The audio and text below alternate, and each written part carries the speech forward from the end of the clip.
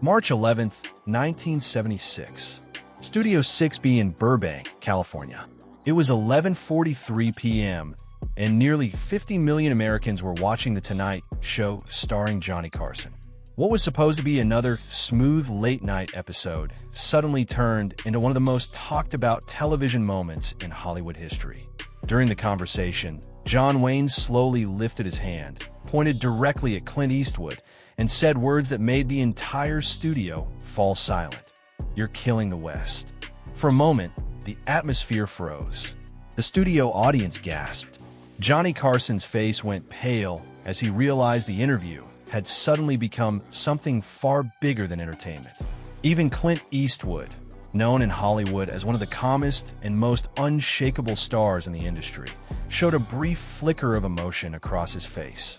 It wasn't anger, it wasn't fear. It looked more like something deeper, something personal. This moment was never supposed to happen. Wayne and Eastwood had never appeared together publicly before. Yet here they were, sitting on the same couch, live on national television, representing two completely different eras of the American Western. To understand why the tension between them was so powerful, it helps to understand what John Wayne represented by 1976. Wayne was already a living legend. At 70 years old, he had spent more than 4 decades defining the image of the American cowboy. His characters were strong, honorable, and unwavering. In his films, the hero knew exactly what was right and what was wrong. He protected the weak, defeated the villains, and rode off into the sunset with dignity. For millions of Americans, John Wayne wasn't just an actor. He was the symbol of the Old West itself. But by the mid-1970s, the world had changed. America had lived through Vietnam, Watergate, and political assassinations. People were no longer comfortable with simple heroes and simple stories. Younger audiences wanted something darker and more realistic. And that was exactly what Clint Eastwood brought to the screen. Clint's westerns were nothing like the ones John Wayne had built his career on. They were gritty, violent, and morally complicated. His characters were not shining heroes, they were survivors. In films like High Plains Drifter and The Outlaw Josie Wales, Eastwood portrayed men who carried pain, revenge, and moral ambiguity. These characters didn't always follow clear rules. Sometimes they did terrible things, and sometimes justice looked messy and brutal. To many younger viewers, Eastwood's films felt honest. They seemed closer to what the real West must have been like: dangerous, chaotic, and morally gray. But to John Wayne, those movies represented something troubling. In interviews over the years, Wayne had criticized the new style of westerns without always naming Eastwood directly. He believed the genre had lost its purpose. In his view, westerns were supposed to teach values: courage, honor, responsibility, and the idea that good ultimately triumphs over evil. He feared that modern films were replacing those ideals with cynicism. Clint Eastwood, on the other hand, never responded publicly to Wayne's criticism. When journalists asked him about it, he usually shrugged and smiled. He would simply say that he was making the films he believed in. Still, everyone in Hollywood knew that the tension between the two men existed. They represented two entirely different visions of the American West. That tension was exactly why the producers of The Tonight Show thought it would make incredible television.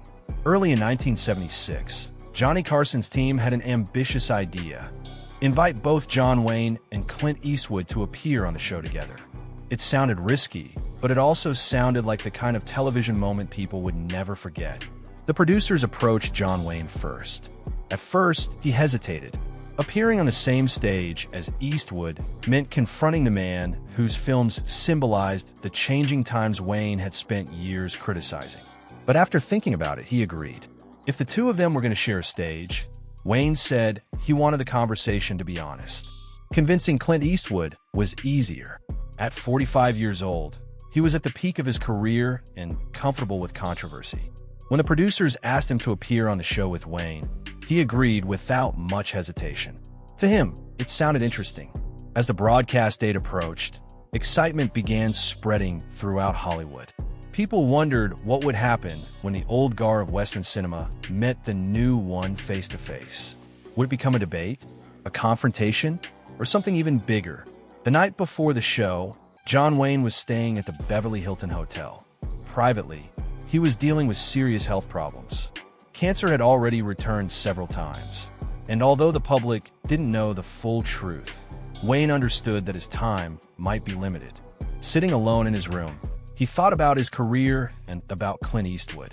Deep down, Wayne understood that Eastwood's films reflected something real about the changing world. Yet that realization was painful because it meant the heroic myth he had helped create for decades might no longer be enough. Across town, Clint Eastwood spent the evening in a much calmer mood.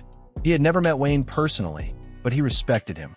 Wayne had built the foundation of the entire Western genre. Eastwood wasn't trying to destroy that legacy. He simply believed the genre had room to evolve. When the show began the next night, everything started normally. Johnny Carson delivered his opening monologue, joked with the audience, and welcomed the first guest. But when he finally introduced John Wayne and Clint Eastwood together, the audience erupted with excitement. Wayne walked onto the stage first, smiling and waving like the classic movie star everyone knew. Moments later, Clint Eastwood followed. The two men met at the center of the stage and shook hands for the first time. Cameras captured the moment as millions of viewers watched. At first, the conversation stayed polite. Carson asked about their recent films and their experiences making westerns. But the tension between them was visible. Wayne sat upright with a firm expression, while Eastwood remained relaxed and attentive. Eventually, Carson asked a simple question that opened the door to something deeper. He asked Wayne how he felt about the direction Western films were taking. Wayne leaned back in his chair and answered carefully at first. He said he believed the Western had lost some of its original spirit. It used to celebrate heroism and clear values, he explained. Now, many films seemed focused only on violence and moral confusion. As he spoke, Wayne turned toward Eastwood. It became clear to everyone watching that he wasn't speaking in general terms anymore. Eastwood listened quietly before responding. In a calm voice, he said he believed the real history of the West had always been complicated. The stories might be darker now, he said, but they were also more honest. The conversation that followed became intense but thoughtful. Wayne argued that stories should inspire people to believe, encourage, and honor. Eastwood argued that honesty about human flaws was just as important. The two men disagreed, but neither lost control of the discussion. Then something unexpected happened. After several moments of silence, Wayne admitted something few people expected to hear. He acknowledged that the real West had never been as clean or heroic as his films often portrayed. The truth, he said, was that he had always known that. But he believed people needed heroes to believe in, especially during difficult times. Eastwood listened carefully and responded with respect. He said he never intended to destroy those ideals. His characters were flawed, but they were still searching for their own sense of honor. The tension slowly faded. Instead of arguing, the two men began to understand each other's perspectives. Wayne placed a hand on Eastwood's shoulder and encouraged him to continue making the kinds of westerns he believed in, as long as the idea of courage and heroism was never completely forgotten. The audience responded with a long, emotional applause. Johnny Carson later admitted it was one of the most meaningful conversations he had ever witnessed on the show. John Wayne passed away 3 years later in 1979. Clint Eastwood continued making films for decades, eventually directing Unforgiven in 1992, a Western that blended the heroic tradition Wayne represented with the darker realism Eastwood had explored in his own work. For many viewers, that night on The Tonight Show symbolized something bigger than two actors debating movies. It represented the meeting of two generations, two visions of storytelling, and two ideas about what heroes should be. Instead of destroying each other's legacy, the two legends discovered that both perspectives had value, and that is why the moment remained legendary. It wasn't just a confrontation between John Wayne and Clint Eastwood. It was a rare moment when two icons openly acknowledged that the truth about heroes and about history is often more complicated than any movie can show.